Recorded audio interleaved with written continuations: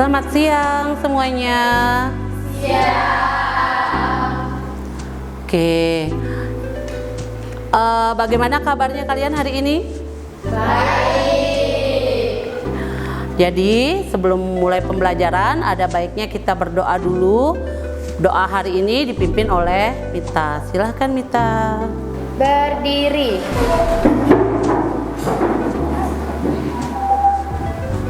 Baik, sebelum memulai pembelajaran, mari kita berdoa terlebih dahulu menurut keyakinan masing-masing. Berdoa dimulai.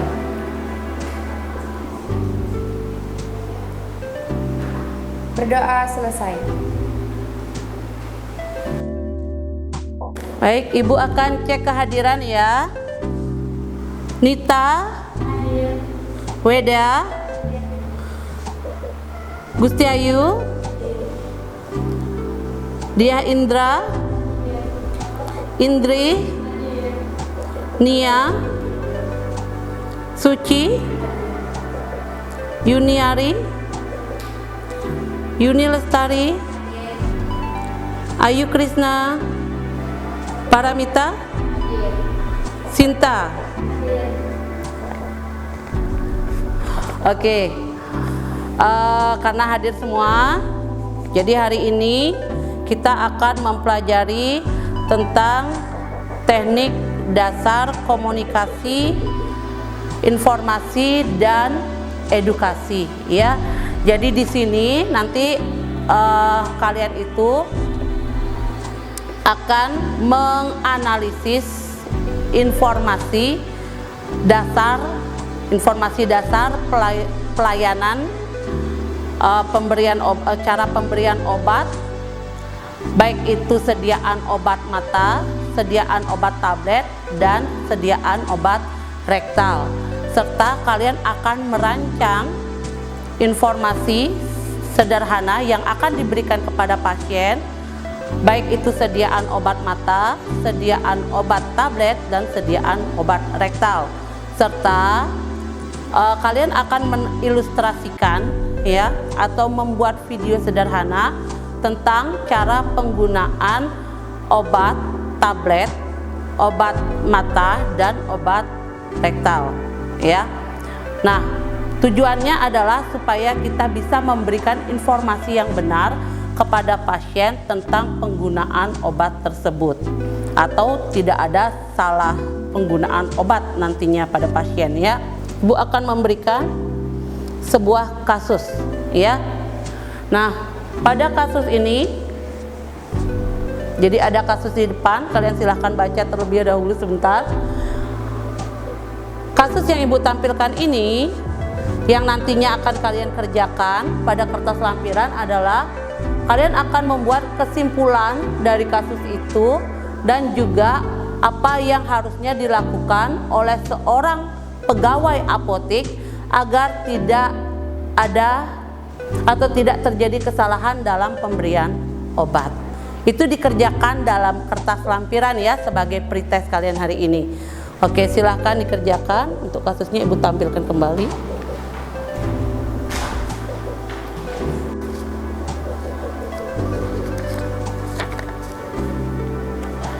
Baik, kalau sudah selesai silahkan dikumpulkan ya.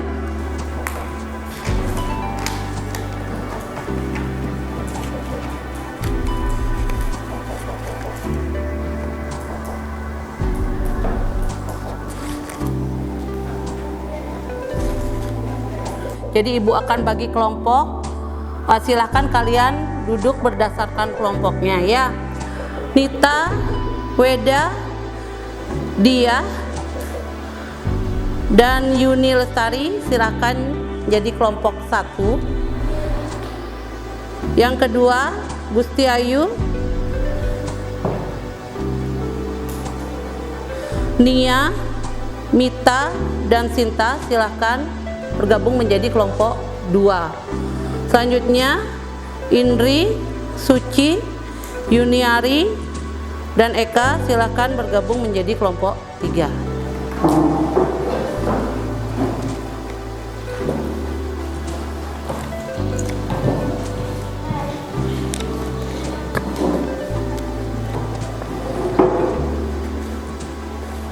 Yuning.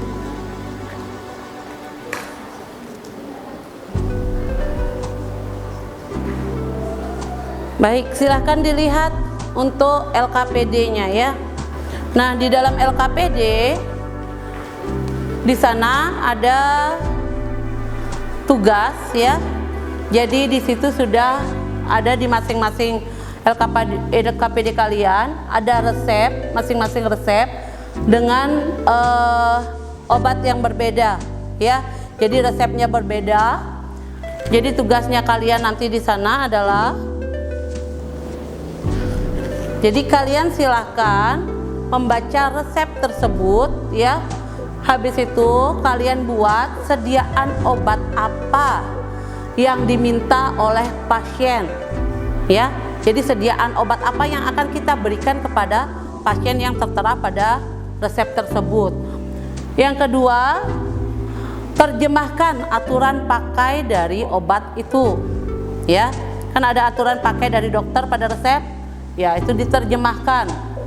Setelah itu kalian akan membuat simulasi ya, simulasi dari cara penyampaian obat kepada pasien. Tapi sebelumnya kalian akan membuat video pembelajaran ya, kalian akan membuat video tentang informasi dari obat tersebut. Bisa? Oke, silahkan didiskusikan dengan temannya.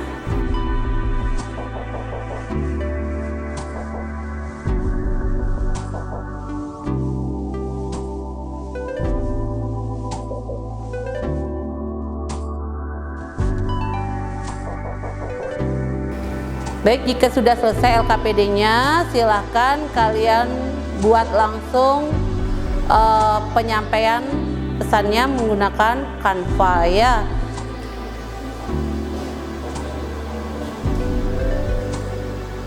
Baik, kalau sudah nanti bisa dikirimkan ya, biar bisa kita tampilkan di depan untuk presentasi ya.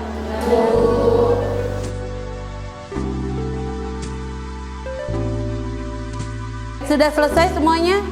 Sudah. Oke, kalau sudah selesai, kita akan presentasikan satu persatu, langsung disimulasikan ya. Jadi di sini ada contoh obatnya, silahkan kalian simulasi. Yang satunya menjadi pegawai apotik dan yang lainnya akan menjadi pasien ya, yang membawa resep ya. Jadi resepnya bisa pakai apanya, LKPD-nya aja, diserahkan ke temannya ya. Silahkan kelompok 1 terlebih dahulu berarti ya. Silahkan. Halo semuanya, selamat pagi. Pagi. Perkenalkan, kami dari kelompok 1. Di sini kami akan mempresentasikan hasil kerja kelompok kami. Perkenalkan, nama saya Gustia Putri Tolondari. Dan perkenalkan, nama saya Dewa Dewi Lestari. Dan perkenalkan, nama saya Raiden Darani. Dan perkenalkan, nama saya Rudia Putri. Baik, di sini saya akan menjelaskan tentang sediaan rektal. Jadi, sediaan rektal merupakan sediaan yang cara penggunaannya itu melalui rektum. Terdapat beberapa jenis sediaan obat yang digunakan melalui rektum, yaitu yang pertama seperti plasma atau enema, yang kedua suppositoria, dan yang ketiga krim rektal atau salep rektal. Nah, di sini saya akan menjelaskan cara penggunaan plasma atau enema. Cara penggunaan plasma atau enema, yang pertama kalian bisa mencuci daerah rektal dengan sabun dan air, lalu kalian keringkan dengan handuk. Nah, yang kedua, kita bisa mencuci tangan kita dengan sabun dan air. Keluarkan sedikit plasma untuk mengolesi bagian pipa pada plasma. Lalu berbaringlah miring menghadap ke kiri. Tarik kaki kanan setinggi perut dan kaki kiri dengan posisi lurus. Angkat pantat dan tangan agar area rektal terbuka. Pipa dimasukkan ke lubang rektal. Obat dikeluarkan dengan menekan secara perlahan, seluruh isinya keluar. Bila sudah kosong, tarik kembali pipa rektal tanpa melepaskan tekanan pada tubuh. Biarkan selama 5-10 menit dalam keadaan berbaring, kaki atas diluruskan untuk menghindari keluarnya obat. Cuci tangan menggunakan sabun dan air untuk menghilangkan sisa obat yang menempel. Usahakan agar tidak buang air besar selama 1 jam setelah pemberian obat.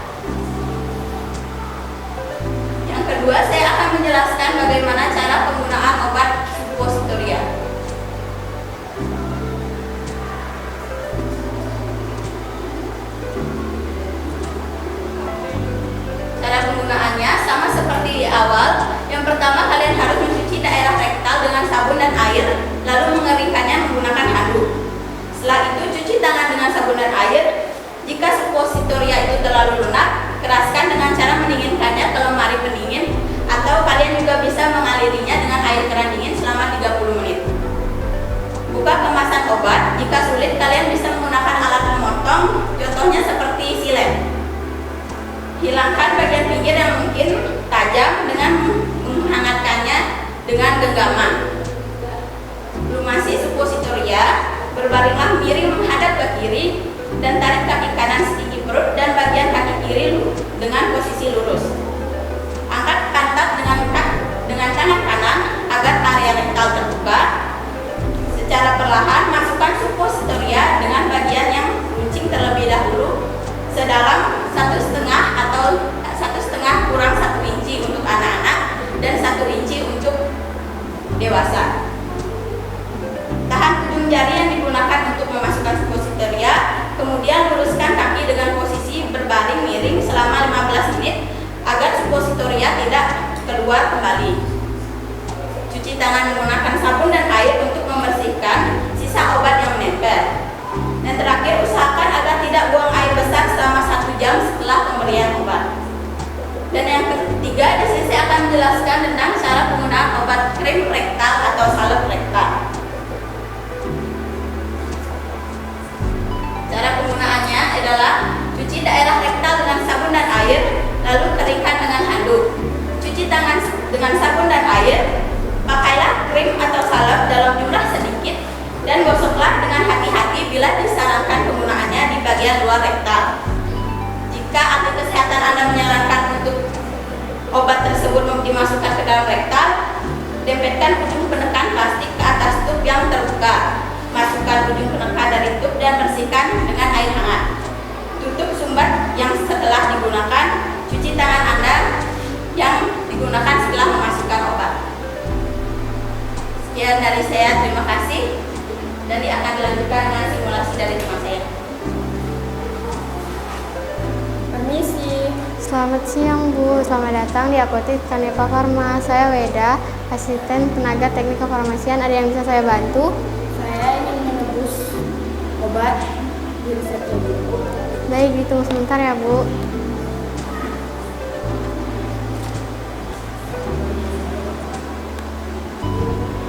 Baik, ini obatnya Bu.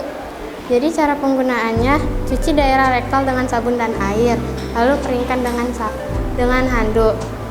Cuci tangan dengan air dan sabun. Buka kemasan obat. Jika sulit bisa menggunakan alat membantu seperti silet.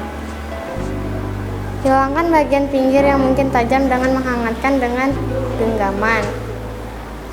Lumasi suppositoria menggunakan air lubrikan dan jangan menggunakan vaselin ya Bu. Berbaringlah menghadap ke kiri, terus kaki kanan setinggi perut dan kaki kiri dengan posisi lurus. Angkat pantat dengan tangan kanan agar area rektal terbuka. Masukkan suppositoria secara perlahan dengan bagian runcing yang terlebih dahulu, sedalam 1,5 inci untuk anak-anak dan 1 inci untuk dewasa. Tahan ujung jari yang digunakan untuk memasukkan suppositoria. Kemudian luruskan kaki dengan posisi berbaring miring selama 15 menit agar suppositoria tidak keluar kembali. Cuci tangan menggunakan sabun dan air untuk menghilangkan sisa obat yang menempel. Usahakan tidak membuang air besar selama 1 jam setelah pemberian obat. Apa Ibu paham? Ya. Baik, terima kasih.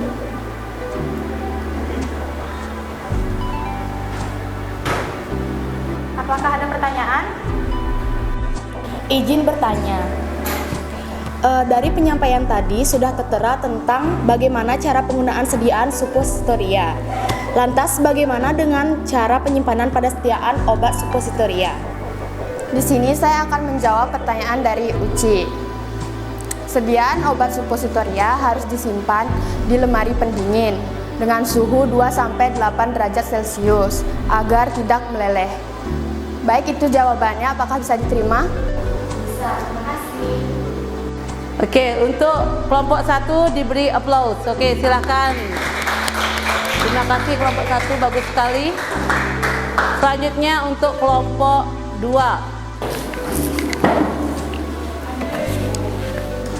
Selamat siang semuanya. Perkenalkan, kami dari kelompok 2. Di sini kami akan mempresentasikan hasil kerja kelompok kami, yaitu tentang sediaan obat salep mata. Tapi sebelum lanjut, izinkan kami untuk memperkenalkan diri terlebih dahulu. Perkenalkan, nama saya Niputu Paramita Dewi. Perkenalkan, nama saya Niputu Sinta Mahapratiwi. Perkenalkan, nama saya Niputu Sridharmayati. Perkenalkan, nama saya Niputu. Langsung saja masuk ke materi.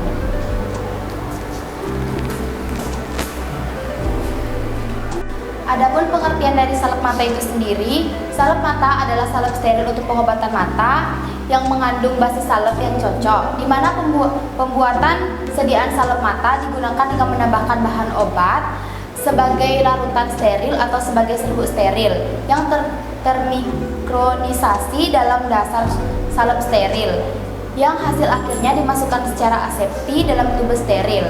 Salep yang disterilkan dengan cara yang cocok. Sediaan salep mata merupakan sediaan steril, sehingga untuk mencegah kontaminasi, ujung wadah obat tidak boleh terkena permukaan lain dan tutup rapat setelah digunakan. Sediaan ini tidak dianjurkan untuk bergantian dengan orang lain meskipun dalam satu rumah. Adapun cara untuk penggunaan salep mata, yaitu yang pertama, cuci tangan hingga bersih. Yang kedua, duduklah di depan cermin agar Anda bisa mengoleskan salep mata dengan benar. Yang ketiga, tadahkan kepala, kemudian tarik kelopak mata bagian bawah secara perlahan-lahan dengan jari telunjuk. Yang keempat, pegang kemasan salep menggunakan tangan yang lain dan tekan sampai salep keluar sekitar 1 cm, kemudian oleskan sepanjang bagian dalam kelopak mata. Yang kelima, hati-hati jangan sampai ujung kemasan menyentuh bulu mata agar salep di dalamnya tidak terkontaminasi oleh kotoran dan debu. Selanjutnya, nomor 6, setelah salep menempel di mata, kedip-kedipkan mata agar salep merata. Yang ketujuh, setelah salep dioleskan, pandangan Anda akan terasa buram, tapi kondisi ini akan menghilang setelah salep merata. Yang kedelapan, bersihkan salep menggunakan tisu. Yang kesembilan, apabila Anda harus memakai lebih dari satu jenis salep mata, tunggulah 30 menit sebelum Anda mengoleskan salep berikutnya. Yang terakhir, apabila Anda harus memakai obat tetes mata di salep mata, gunakan obat tetes mata terlebih dahulu, tunggu 5 menit baru gunakan salep mata. Informasi penting, jangan mengoleskan salep mata ketika sedang mengenakan lensa kontak. Dilanjutkan oleh teman saya. Misi. Selamat siang, selamat datang di Apotek Sekalian Farma. Saya Niputu Sinta Mahapratiwi sebagai asisten terdekat teknik kefarmasian. Ada yang bisa saya bantu? Saya mau menebus asa. Mohon ditunggu ya, Bu.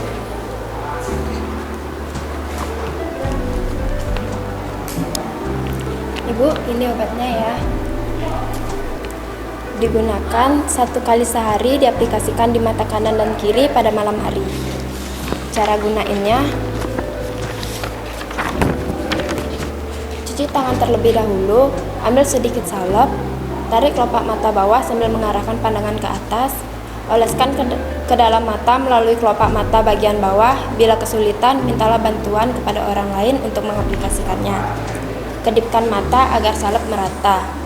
Cuci tangan kembali menggunakan air dan sabun. Oke, terima kasih. Semoga lekas sembuh, Bu.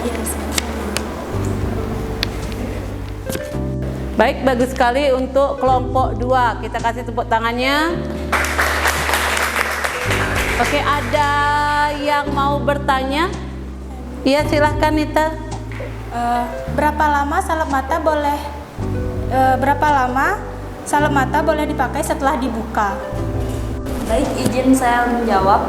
Obat yang telah digunakan atau dipakai tidak bisa disimpan lebih dari 30 hari karena obat sudah terkombinasi kuman. Baik ya, maksudnya mungkin terkontaminasi oleh kuman. Oke, nggak apa-apa, yang penting sudah semangat ya. Oke, silahkan duduk untuk kelompok 2. Untuk kelompok 3, ya silahkan ke depan. Selamat siang teman-teman. kelompok saya akan mempresentasikan hasil kerja kelompok kami. Sebelum itu, perkenalkan, nama saya Niputu Eka Saraswati. Perkenalkan, nama saya Nidu Juniari Parwati. Perkenalkan, nama saya Nika Indri Wahyuni Antari. Perkenalkan, nama saya Rizky Kumayanti. Yang pertama itu ialah pengertian tentang tablet. Seperti telah diketahui, tablet adalah sediaan padat mengandung bahan obat dengan atau tanpa bahan pengisi. Terdapat berbagai jenis tablet berdasarkan cara penggunaannya. Biasanya, tablet digunakan dengan cara ditelan bersama dengan air putih. Namun, terdapat beberapa tablet yang harus diminum atau digunakan dengan cara khusus. Selanjutnya, ada jenis-jenis tablet yang memerlukan pemberian informasi terkait cara penggunaannya bagi calon pengguna obat. Yang pertama, ada tablet sublingual. Cara pengguna tablet sublingual: pertama, cuci tangan menggunakan sabun dan air. Kedua, pasien duduk. 3. Minum atau berkumur dengan sedikit air untuk melembabkan mulut kering. 4. Letakkan tablet di bawah lidah. 5. Tutup mulut dan jangan menelan sampai semua tablet larut. 6.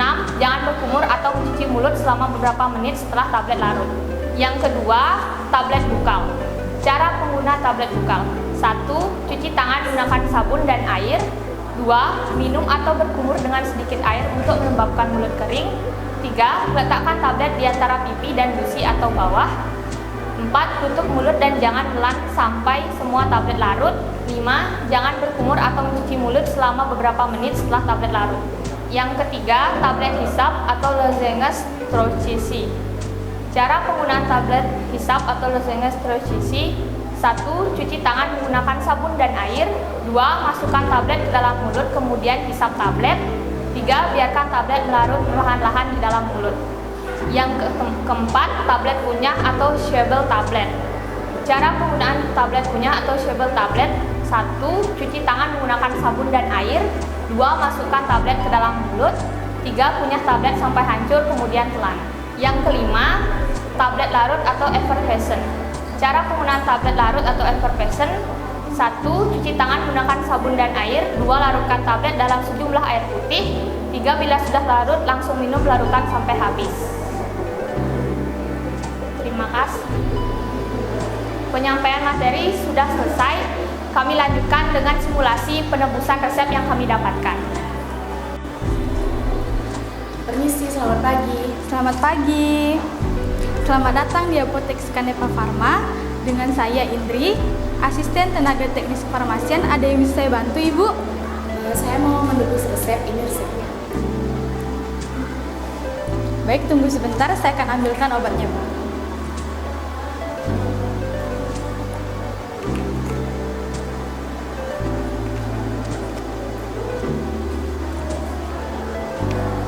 Ini Ibu untuk obatnya yang Ibu pesan dalam resep. Jadi karena usia anak Ibu 15 tahun, kami memberikan paracetamol dengan ukuran 500 mg. Dan cara penggunaannya itu diminum 3 kali sehari. Dan jika panasnya meninggi, kami sarankan untuk diminum setiap 4 jam sekali. Dan jika panasnya reda, akan diminum setiap 8 jam sekali. Diminumnya itu setelah makan ya Bu.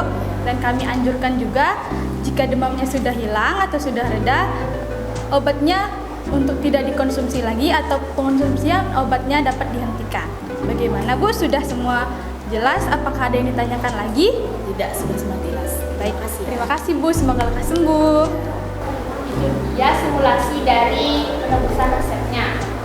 Dari pembacaan materi dan simulasi penebusan resep, apakah ada yang ingin ditanyakan?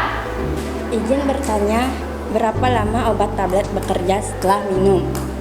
Baik, dari pertanyaan tersebut izinkan saya menjawab. Normalnya, obat yang Anda minum akan masuk ke dalam pembuluh darah sekitar 30 menit sampai 6 jam untuk memberikan efek pada tubuh. Apakah jawaban saya bisa diterima? Baik, bagus sekali dari kelompok 3. Berikan tepuk tangan. Ya, silakan kembali. Tadi kalian sudah menayangkan atau menampilkan tugas kalian pada LKPD. Ya, sekarang kita simpulkan Jadi di LKPD tadi kalian sudah memberikan informasi cara penggunaan obat ya.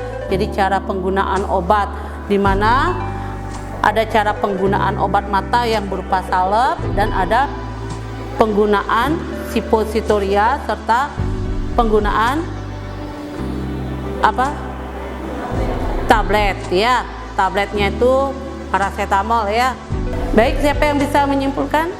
Saya, Bu.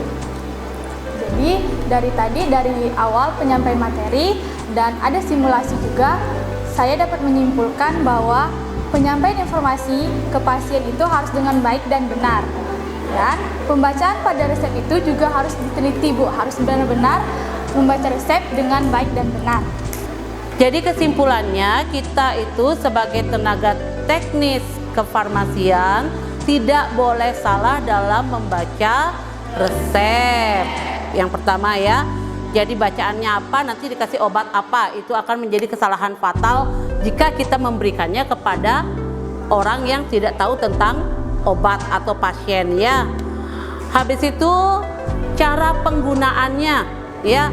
Jadi kalau kalian berikan begitu saja obatnya kepada pasien tanpa memberitahukan cara penggunaannya, nanti kalau pasiennya salah dalam penggunaan, itu juga mengakibatkan fatal atau bukannya menyembuhkan tapi membuat lebih parah ya. Ya, itu kesimpulan dari materi kita hari ini. Nah, Ibu sudah menyiapkan kuis ya. Jadi kuisnya akan Ibu kirimkan langsung pada perangkat handphone kalian masing-masing. Kalian sudah bawa?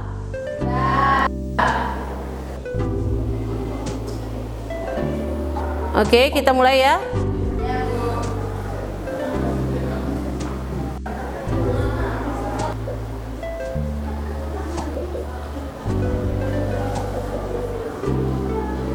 Baik, sudah semua ya, akan Ibu akhiri ya.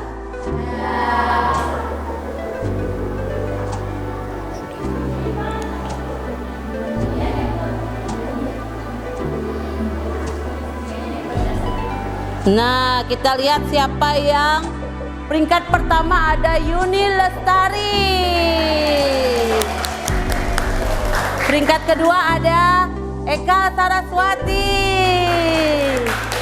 Dan peringkat ketiga ada siapa tadi? Ada Uci. Ya, bagus sekali ya. Ya, itu saja materi untuk hari ini. Jadi untuk materi selanjutnya kita akan lanjutkan tentang sediaan obat telinga dan sediaan obat vagina ya. Di pertemuan berikutnya kalian silahkan pelajari materi atau buku materi yang sudah Ibu berikan. Itu aja sebelum kita menutup pembelajaran. Jadi kita berdoa kembali. Doa dipimpin oleh Mita ya, silahkan Mita. Berdiri. Baik, sebelum kita mengakhiri pembelajaran, marilah kita berdoa terlebih dahulu. Berdoa dimulai.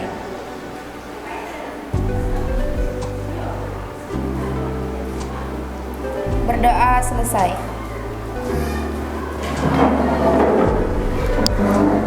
Baik, itu saja materi untuk hari ini. Selamat siang semuanya. Siang.